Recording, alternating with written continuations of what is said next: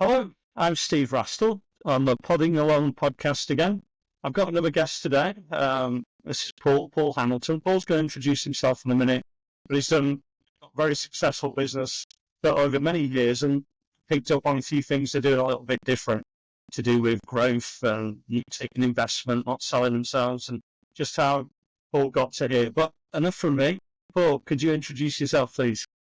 Yeah, sure. Hi, Steve. Thanks very much for having me on your podcast. My name is Paul Hamilton. I'm a CEO and founder of Halo Service Solutions. Yeah, I've been doing this 20 years now, a bit differently to your average or your typical business. Yeah. So 20 years. I've had about the same with my first business. I'm in another one now, but it's a long time, and you wonder where it goes. So could you just give us all a little bit of an idea how you got started, and how did those 20 years kick off? Yeah, sure. Going back to 2004, well, I graduated in 2002. Actually worked for about a year at Ernst & Young, so one of the big four accountancy firms. Fell into it after uni, didn't really know what I wanted to do, and as with a lot of people, when you don't know it, you don't really have a passion for anything as such. When you leave uni, but you want financial security, and you're kind of interested in a decent firm with a good reputation and all that. But I hadn't really worked in an office job at all, and so I didn't know what to expect. I very quickly realized that the typical corporate environment wasn't for me, and it seemed flawed in many ways, actually. So I left the Ernst & Young environment, and I started just doing some freelance IT stuff, building websites, installing networks. It's basically part of a four-man MSP from 2004 to 2008. And as part of that, along with Alan, who was basically, there was the two of us working on, we were called Net Help Desk back then, so it was a basic ticketing platform. But Alan sort of retired 2010, 2011, at the point when I wanted to properly make a go of the ticketing platform business. And so that's when I started employing people, was back in 2011, my first employee. But I'd already been doing it for 7 years by that point. It was only 2008 when I went full-time, fully dedicated to selling, developing, supporting, implementing, traveling around the world. Setting up and training people on how to use NetHelp Desk. I think there's a couple of interesting points there I picked up on. I was a bit like you at university too. I thought it was Arthur Andersen was a place where I thought I should be going afterwards. And I had, the big idea about going into that large structured thing, and then realizing that's not for me.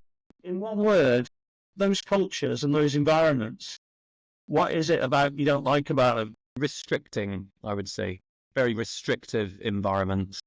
They don't promote, I don't know, someone who just wants to get on and do stuff and make a difference. And I don't know, they're very much about do your time and you'll, I don't know, get promotions to manager, senior manager, director, partner, whatever it is. And they're not really run as a meritocracy in my mind.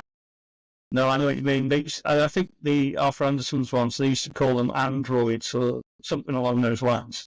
Wanting to come in and manufacturers that. And you ain't going to be yourself. You're going to fit in. You're going to do that. It wasn't me either. Do you feel that's changed how you built your culture in your business, or where have you taken that because of that? Yeah, it's really funny. So when I was working at Ernst & Young, I read a book called Maverick, which is, have you heard of Maverick? I read that back after university as well. Really? That's funny. So 2000, it would have been 2000. I read Maverick. A guy by Ricardo Semler, Brazilian businessman, inherited a business with a toxic workplace, and he just thought, I'm going to do this business. There's no way I'm going to have people coming in unhappy, only living for the weekend and hating their work. So he completely transformed the workplace and became Latin America's fastest growing company and created a democratic workplace that was a meritocracy and all the things that I kind of felt. Bearing in mind, I'd only ever had one corporate job really, and that was my only experience. But it was that kind of, Semler's company was the kind of environment that made sense to me. So, and I just thought, I thought I was weird when I was at Ernst Young, and everyone else seemed quite happy with, I don't know, just conforming to the way that conventional corporate businesses are run without even questioning anything. It's just people just take it. That is just the way it is. Yeah, Well, I think that book. I'm thinking back to it now, and I almost read it. I was reading by Julian Rich and Richer Sounds. I was reading a lot about culture because one of the big reasons I like to go my own way is because I didn't like that culture. So it wasn't about money. I just thought it could be done a better way, and you could treat people normally. You could go to work and be yourself. Whereas in the other jobs I had in corporate, I felt like I had to be somebody else while I was there. And I think he was a manufacturer, wasn't he, in Brazil, and he did some really things, and it would be pretty out there. People today in the millennial generation found that, well, that's what I like work. Back then it wasn't like that. So I know exactly where you're coming from. So the business has got going, you've got a small team, you want that freedom, you come out of Leeds Uni, you started getting some IT work, and you've got a business. But it feels like it was just going slowly, steadily, you're building up, and then I know it's taken off more. And then the company's grown a lot.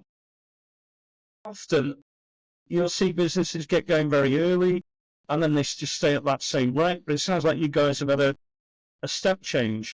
Why do you think that is? So going back to that phase so back in 2008, that was a pivotal moment. That was when I realized that the most lucrative thing I could do out of all, because I was charging my time out by the hour, as I say, as a managed service provider, as they did back then, it was all pretty much like break fix kind of arrangements, and I could see that the future could make way more money, and it was way more fun developing the bit of software rather than doing all the service work. And it began to make enough money that it was an easy decision to make in terms of there wasn't too much risk to take on. I was still living kind of from month to month, and you've got no financial security whatsoever. And I didn't up until 2011 probably, and that was when it got to the point where, as I say, I was from 2008 to 2011, I was just flying around the world all over the place, and it got to the point where there was just way too much demand for me to do on my own. So I started employing people, but even then it wasn't because there was enough. So even then, I sound very like I'm not willing to take on risk. It's not really like that, but it's just the way that I think an important lesson is to create the demand for the resource, or be very careful about taking on too much resource until you've actually got purpose for that resource. I've learned kind of that as I've gone along the way. So a lot of startups fail just because they take on way too much resource initially, and there's no, I don't know, it's, they try and make things happen without. I know what you mean. I've seen that. I've always tried to steer it. It's like feeding the beast.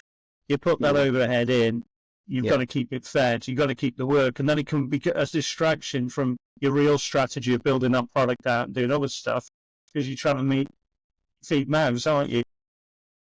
Yeah, it sounds like you had that services business. You had a good space for that. You could find the work yourself. You were overwhelmed. Take on more people, and it does go, and you can make money out of it. I built a services business. I built a couple of different types of ones.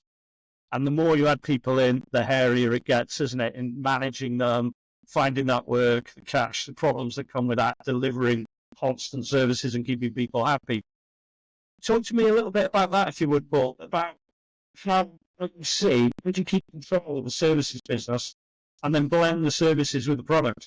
Yes. So, well, just before going on to that, so because people, as you said, what happened to ignite this explosive growth? We've just had 8 years in a row of 100% growth in our business, and honestly, it's not like that. It's not like there was one thing that happened that was all an overnight magic button that was pressed.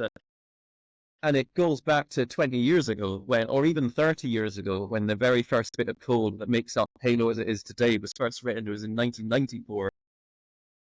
And it was just an iterative process certainly, so I've been doing this for 20 years, iterative process for 20 years that, from 2011, there was one person hired, 2012, another person, 2013, 2 people, 2014, another 2 people.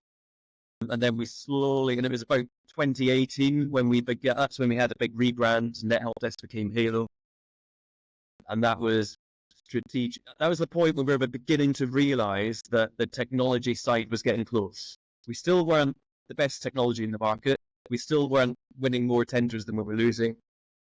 But the technology was good. Like the product was beginning to sell itself rather than the people and the service and the relationships being the reason people were buying it. So you could see that the signs were there. So that's when we began to ramp up the recruitment side. But it honestly was a very, very long game. And this is where I think one of the most important things of business is patience. And we're in a society at the moment where it seems to be people just think that you can very easily achieve huge amounts of success because they've maybe seen, I don't know, YouTubers or just celebrities who've managed to be very fortunate. And by the way, some of these YouTubers work really hard as well. And it's not an overnight success for them either. But yeah, the moment when people begin to go viral, it looks like it's an overnight success. But yeah, there is no quick solution to, and honestly, it's quite a boring story when people do, because we're now valued over $1 billion. We've got 100 million revenue. We're very, very profitable. In terms of our profit margins are about 30%. We've got tens of millions of profit a year, which has meant that we've become a unicorn, and we're probably one of the only unicorns in the world that has got to this size without ever having had any debt, without ever having taken on any external investment as well.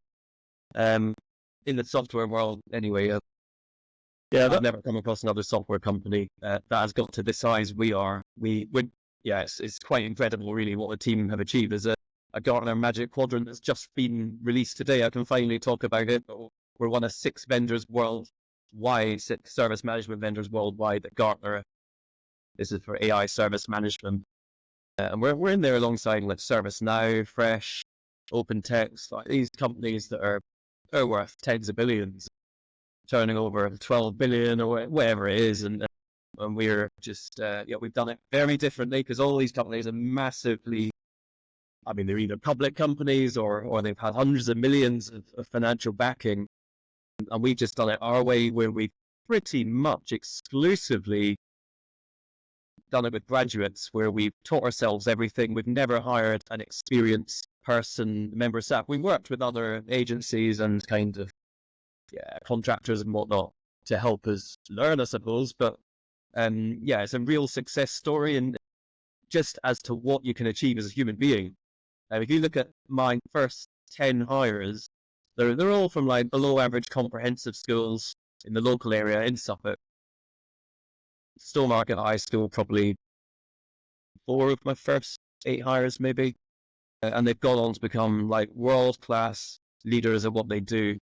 And so it's not about, like, anyone can achieve anything. And that's the whole ethos at Halo. And we get told time and time again by feedback from clients and partners that like nobody's doing it like we are. And how do we do it? What's the magic ingredient? And it's just finding a way for your staff to come into work on a Monday morning at 9 a.m. and look forward to it and love what they do. And that their job isn't actually just about money. It's about a whole higher level of fulfillment and purpose.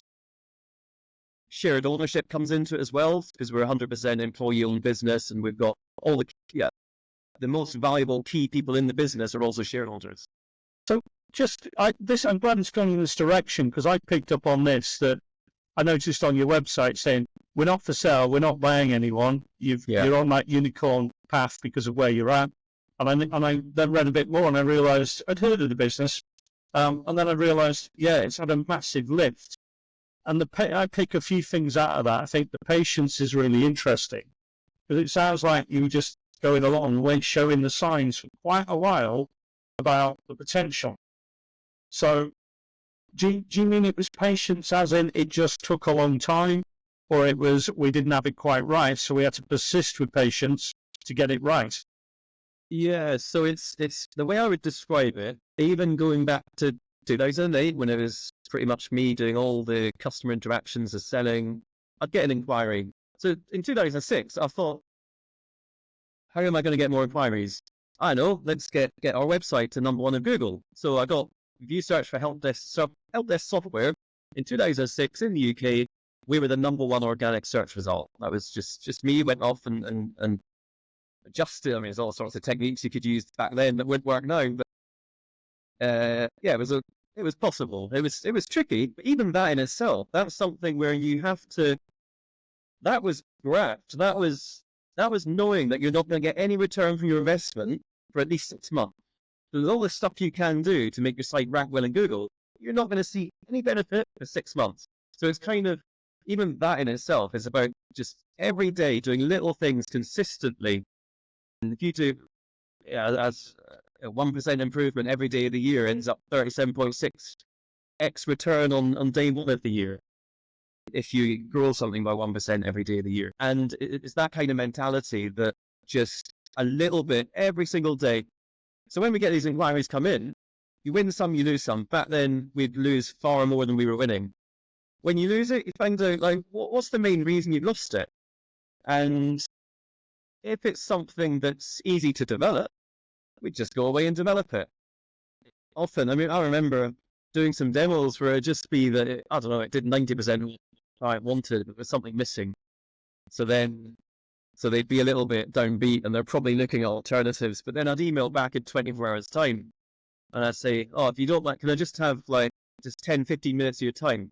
And I'd get them back on a demo and I'd show them that it would be developed. So I'd have stayed up to 2 a.m. or whatever doing some programming to add in this bit of functionality so I could show them 24 hours later.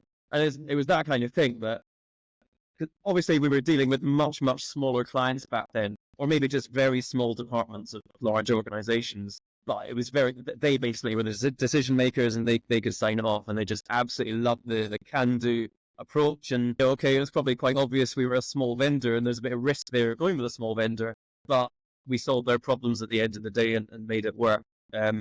So again, it's just going back to every time, for me personally, I like to win, but not in a very big. I like competition. I am competitive, and I love competition. I love sport, and I always see Halo as like a sports team. It's a very big sports team now with hundreds of people in 5 offices around the world, but we still just have a sports team mentality where we're in a tournament. There's there's a league going on, and we win some, we lose some, but when we lose, it really fires us up, and we drill into that. We find out what could we have done different to win that next time round. And I've had that ever since I've been doing this. And that's what I mean by, in terms of the perseverance and the patience, that as long as you are learning it's not even mistakes you're making. It's not a mistake when it just doesn't do something a client wants. But there's definitely an opportunity to improve your offering almost every day of your working life and as I say, for 20 years, every day there's been an opportunity for me just to incrementally improve something about the business, whether it's product related, whether it's our proposal documentation, where we might be shared someone else's documentation. We think, oh, yeah, that looks really good, and we could do something similar there, and or it could be something to branding, it could be anything in the business. I can really, I hear you with this, because I've had a similar thing in where I've always thought, right, it can be a little bit better. And what shouts across is in your answer, and it's a good answer, because you're really saying there's no magic to this. It's little hard work, hard yards, always trying to get better, learning your lessons, trying to not make the same mistakes twice, and keeping going. And eventually that all adds up to quite a lot, which it has for you. You touched on millennial, and I don't mean in a critical way. I just need to phrase this mindset and the YouTuber, and I think it's the instant gratification. And maybe there's a media piece saying that you can get stuff without lots of hard work, and you can buy Bitcoin and be rich the next week and all these other things. What you and I are saying, or our experience, and I'm not saying people haven't done it the other way, is that hard yards, hard work, doing all those things still work. That's no surprise, is it? So if you look back over that time, what would have speeded it up if you knew now what you didn't know then? Yeah, I mean, so because people might think, because we didn't do any outbound sales activity for 20 years. We didn't do any marketing. Actually, that's a lie. We did one trade show. Done it every year in London. It's called Cert 6, or it was S-Stits back then. It's at Excel. Have you ever been to that one? I know it. I went years ago. Oh, okay. So it was at Earl's Court, then it moved to Olympia, and then Excel. Honestly, it was me just pulling up in a car, getting a pop-up stand thing out the boot of my car, had a tiny bit of space on the floor, filled it up, and had some conversations with people. And honestly, every year we got some sales because there's always people there with all sorts of different budgets, and again, it's about people buying from people. We all know that, and you make some relationships, and people, I don't know, probably like the passion, just the naivety of me just stood there back in 2008 or 2009 with a pop-up banner. But now we're like the headlines. We got the biggest floor space, sponsor all the front area. We had a Formula One car there in April this year, and it's quite a show. In fact, we had two stands. We had one at the back of the hall as well. So it's just in terms of that story in itself, just the journey, and you can see over the years how we have progressed as an organization. But other than that one trade show, until 2023, so about a year ago, we had not engaged in any marketing whatsoever. We didn't do any direct outbound selling. We didn't have a sales machine at all. It was all the business and the 8 years of 100% growth all came about through word of mouth selling. And I think, so going back to what could we have done to get to where we are now quicker? There's nothing obvious, because so let's say we marketed sooner, and 90% of startups fail because they market too soon. They haven't got the product market fit. We got to the point where once we began to win more tenders than we were losing, and this is against the entire market, ServiceNow, Fresh, Avanti, BMC, OpenText, all these massive organizations, we got to a point probably a couple of years ago when we were beginning to win. So this is tenders where we don't know the people. It's a pure, fair, level playing field exercise, and we were winning more than we're losing. It's like, okay, well, now is the time to tell the world about it. But if we had marketed sooner, all that would have done is increase demand. And what would happen if you increase demand? So there'd be more fires to put out, because you do fight fires. I mean, you've got implementations and there's a showstopper or something, and we'll go and do some development and make it work. We always make it work for our customers. We find ways to just make it work. And I think that's what you get from retaining that sort of private ownership, where you're all like such a key part of the journey, and the pride and everything that it's. Yeah, as I say, there's so much pride in what we do, and people are almost embarrassed. Like if there ever was a situation where it's looking like Halo wasn't doing what it was sold to do, then we'd be embarrassed about that. So, and it's a totally different mindset. Like our salespeople aren't on commission. So if you can imagine another organization where their sales team are just on commission, they make the sale, they don't give a monkeys about how that project goes and if it goes live, because they've had their commission. You may have retention teams that are on some kind of churn-based commission or something, but it's a different department, different team. And for me, it's just it's the wrong way to run business. Well, if I may there, I think you mentioned a really good phrase, and you said something that sparked back to me. You were talking about when somebody would want a feature and you'd stay up all night writing that feature. So indirectly, you were building that product market fit in a real way over time. Yeah. And in your answer, I got the feeling where you thought, yeah, we could have done things different. We could have hit the gas harder, because that is a real big part of this story, growing like that without money. And that shows you built a great product, because how else would it go forward otherwise? But I always got the feeling where you think, yeah, I could have done that differently, but it would have come at the expense of something else. So maybe you don't regret it. And you're looking at it's probably a few little details. Or Even now, because we've got a Formula One partnership with McLaren, we've got a Premier League partnership through Ipswich Town, and we're now selling to Tier 1 enterprise, and the business is going so great. I'm worrying that the product is going to be compromised. It's like, are we going to be able to keep up with this demand? And so last year we take our standards and the quality of service and reputation so seriously. Last summer, we actually put a waiting list in place and started saying no to customers of a certain profile. We just didn't take their business. We just put them on a waiting list, and then steadied the ship, got our ducks in a row, got more resource, got them trained up, and then we opened up the taps again. and we started onboarding them. So we're very much in the phase of building the partner network as well. So we're working with partners as well now because we want to share this journey with as many people and organizations as we can. So we've got like 90% of the projects we do now are being primarily done by our partner networks. Massive partner, we just onboarded DXC Technology, global organization operates in almost every country in the world. We're going through a program at the moment to enable dozens of their engineers to be able to deliver Halo technology as an alternative to ServiceNow to their clients, because there's just too much demand at the moment for people wanting an alternative to ServiceNow. ServiceNow is great; they're very good at marketing, but it's very, very expensive, and I think people are beginning. There was a case recently we heard that the business case had a 30-year return on investment to justify the expense of ServiceNow, which absolutely is mind-boggling to me. It's staggering because I think this links to something else, and there's a couple more things we talked about. You got the business to hear those lessons, and I get the feeling we could sit and go through a lot of this for hours because I can see it all in you, all those dots you're joining, backwards. But I think there's two things I'd like to push towards next, if we may, if that's all right with you.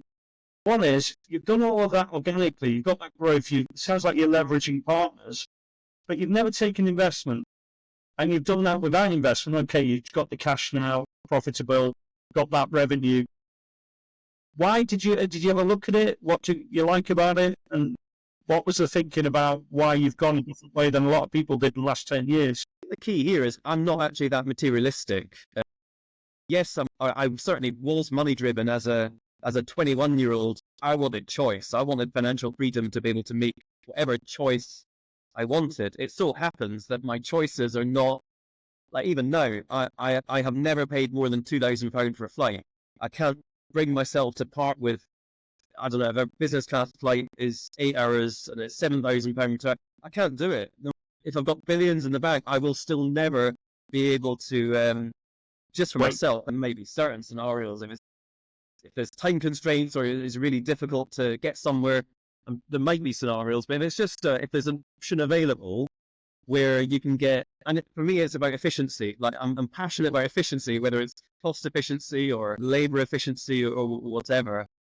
So going back to why the temptation of selling out and I guess getting a big check all of a sudden, there's never been the desire to buy a yacht or a fancy property or don't know.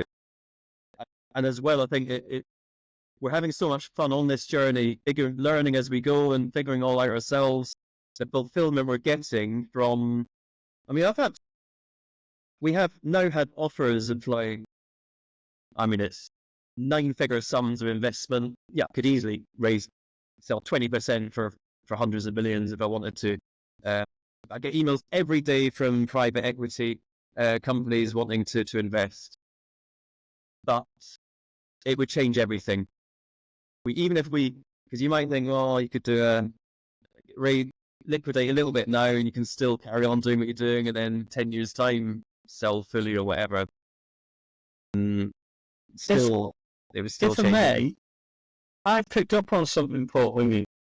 Yeah. I'm going to try and relay something back and see if this rings true. Mm-hmm. You're saying, I know myself, because I have fallen for buying a little boat and an extra house or two and all that, and you realise there's no part at the end of the rainbow. But what you're talking about is you really like sport. Mm-hmm. We have a lot of involvement in sport as a family, ourselves, in different ways. And if you chase the trophies, you get disappointed even when you win them. If it's always about the process, as you described, driving that efficiency, improving yourself, the challenge of the day-to-day of what that is, that always keeps you motivated to be the best at something, in my view. And then the other bit is, there isn't any pot at the end of the rainbow. I had a small exit. I'm in a comfortable-ish position. And after 6 months of it, I really didn't like it. Mm-hmm. I can hear that in you, that I think you're about something more, about trying to do something. So could I see you maybe, and I'm guessing here, trying to sell the business and then do some good with that money down the road? Because that's the only conclusion. We will do some good with the money, absolutely. Yeah. There'll be a Halo Foundation. I don't think we'll ever sell the business. honestly, I think like Richard Branson has his Virgin Group and Virgin Companies and Virgin Unite, and he'll never sell Virgin. Warren Buffett, he does what he does. He's done it his whole life. It's his passion. These guys love doing what they do. They don't do it because they want an exit and they want to get a big check. And it's so if you get the big check, what do you do with the big check? Where do you invest it? There's no investment in the world, in my mind, right now, better than Halo. Like genuinely, I genuinely mean that. So and the other thing as well, we're literally just scratching the surface with what we're doing, where we're going. We've got 0.1% of the market share in the ESM market. So ServiceNow 12 billion. We're at like 100 million revenue, and that's just, and you then got BMC open text, and we're scratching the surface with what we can do. But not just from a financial performance point of view. Our slogan at them, it's changed the way the world works. In terms of what we're doing with creating a SEMCO type organization where you've got different satellites within the business, where hugely motivated teams of people, where you're sharing the owners. Everyone acts like owners. There's many CEOs all over the business, and people are rewarded like owners as well. And that's something that we're looking to do more and more. And I just think the whole corporate model where I know like you might think this 2024, it's a much more equal environment where employees do have a lot more power due to mobility of labor, and the internet's created all sorts of reasons why employees now have way more power than they used to. Go back to the 80s, but it's still like nowhere near what it should be in my mind for functional system with equilibrium. And let me tell you, the organizations themselves, like Halo has been so much more successful as an organization by operating in a democratic way where everyone throughout the whole business is making decisions about anything. We have people come in, they'll be here 1 month, and they'll suggest a complete revamp of like the whole induction program for the intake. And we'll listen to them and we're like, yeah, that makes perfect sense. Can you go ahead and implement it? Yeah, brilliant. And then so it's that kind of environment where people just can make things happen. I think Ricardo would be a fan. So one last thing on Ricardo. So I read the book in 2002. I didn't touch the book again for 20 years, reread it in 2022. And I'm not kidding you. It was like reading a book that had been written about Halo. You come in, there's no receptionist, there's no HR department, there's no ungratifying jobs anywhere in the business, no one has PAs, there's no like administrators, everyone just chips in, and there's no reserved parking spaces. Families are welcome in and part of it. Yeah. I might be CEO at the moment. That's my current role. There's almost like a sense of there's no job titles. It's just, or your job title is whatever it makes sense for the person you're interacting with to most understand what it is you're doing at that time. But because we all wear different hats, then in terms of we don't really segregate duties unless there's a real good reason to. I think economies of scale is massively over or misunderstood. Like it doesn't take long before you get to diseconomies of scale. And then all of a sudden just go back to having like, even if it means that your small teams are buying completely different bits of IT equipment and talking to a CEO at Octopus Energy recently, and they're a great example of an organization, 8,000 staff. They don't have an HR department. They don't have an IT department. It's just a completely democratic, they've got CEOs all over the place. And they're absolutely tearing up that industry like no other organization has done in history. And it's incredible what those guys are doing. And I think if Halo can even do half of what they've done, then we'll be incredibly. But yeah, reading the book 20 years later, it was such a weird thing. Because none of this is the other point, none of it's by design. It's not like at any point in time over the last 20 years, I've sat down and thought, and made some notes. It's like, right, next few months, I'm going to work on this. Day by day, our business is run on instinct. If it feels right, we'll do it. The Formula One partnership, which is a few of us in a pub having a beer, mention it, and then arrange the meetings with pretty much every Formula One team on the grid. Again, we run on instinct and character judgment, and we don't really care about numbers and business plans and whatever they say. I don't know, 63 million people are going to see your logo or whatever it is. We don't really care. It's just about instinct and what feels right. And is it a fluke that we've managed to partner with? So the biggest turnaround in Formula One history was a week after we partnered with McLaren in June 23. We partnered with Ipswich Town, who have done unprecedented back-to-back promotions to Premier League.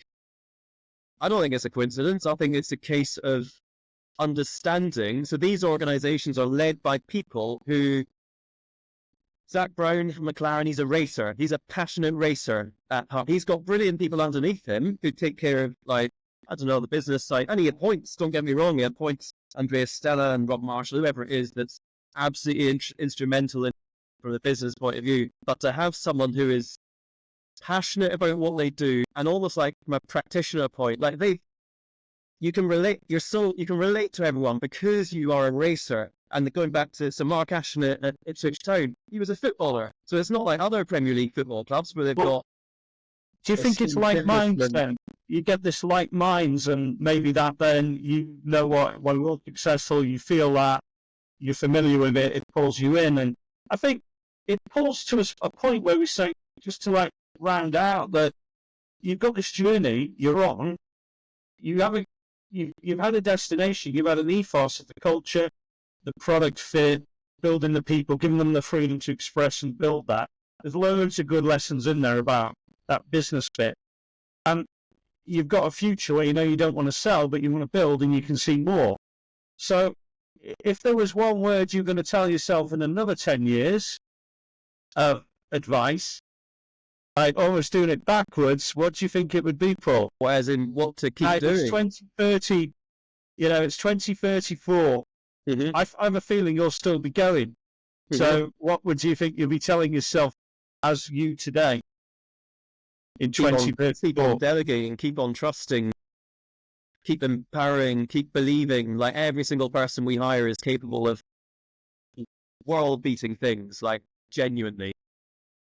And so just keep on, let them have the space by the front, the nearest to the office door, because they'll be way more capable than I will ever be in 10 years' time. Well, I think if you may, I think that's really good advice. It sounds like you've used lots of different people and the resources and made them part of it and what helped, and understood it's not you, and given them the freedom to grow the business. You've done brilliantly well. And I've interviewed a few people in this common threads, but I really love what you've done. I genuinely do, and I admire it, because I've done in different ways, some is similar, maybe not successful as you mind, but I know what it takes and I know how hard it is. So respect you, sir. I appreciate that, Steve. Thank you. So good chat today. I'd probably like you on in another year and just see how that's going. Yeah, absolutely. Yeah, anytime. Yeah, well, anyway, all the best. Thanks for watching today. And thanks to Paul, and thanks to the viewers for watching, and all the best.